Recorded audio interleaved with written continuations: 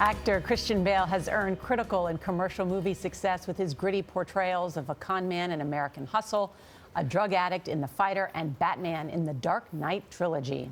Golden Globe winner Oscar Isaac is best known to Star Wars fans as resistant fighter Poe from Star Wars The Force Awakens. Both now star in the epic war drama The Promise. It chronicles the chaos in Constantinople just before the start of World War I.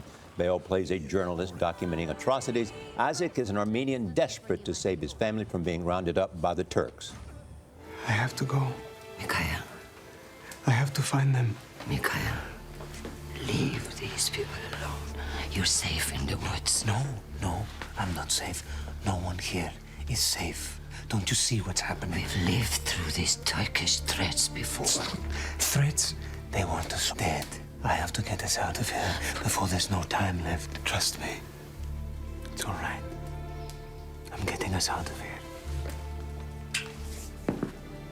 Christian Bale and Oscar Isaac, welcome to Studio 57. Great to have you here. Yeah. Why is this one? Help us understand exactly what the genocide was in a few minutes we have. And secondly, why this story has not been told. The story hasn't been told because the Turkish interests have suppressed it again and again and again. People have tried to make this film numerous times, including Kurt Kerkorian, who ran MGM Studios. Even then, he couldn't get it made. Turkey has enormous strategic value and enormous power. And Kirk actually managed to get this made by self-financing it.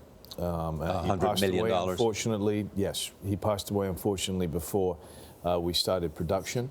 But this is also why you never get any sitting U.S. president saying the word genocide. That's right. Because of the enormous strategic value of Turkey. Outside of office, yes, they say genocide. Obama did, but in office, they don't. The Armenian genocide happened between 1915 and 1923. We're talking about 1.5 million Armenians killed. And this story really kind of brings it to life because you play a reporter, right? Right.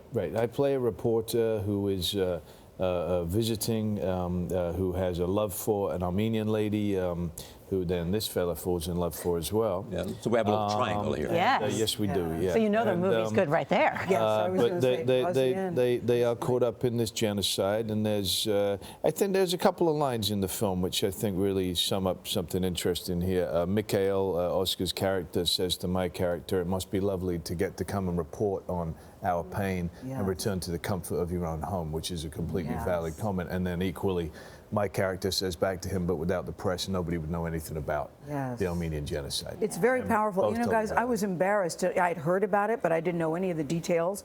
Immediately after I watched it, then I started Googling because I wanted to know more about it. But what was fascinating to me, Oscar, because it's violent, but we don't see the violence. Right. Yet you feel such tremendous pain and emotion while watching it. Was it deliberate not to show us such graphic detail? Yeah, Terry George, the director and writer, he was very adamant that he wanted this to be an educational tool. He wanted it to be shown in schools because so little of it is known, or at least in the West, in this country, I think for sure, a lot of us feel that way. Did you all know about it? I didn't know anything about it, to my shame. Did you, Christian? No. Okay. So it's been very effective, the silencing of what this. An embarrassing thing is, you know, we're not alone in that. You were saying yourself, you don't know much about it either. People don't. It's the great unknown genocide. And the terrible thing is, you think about the lack of consequences for this genocide.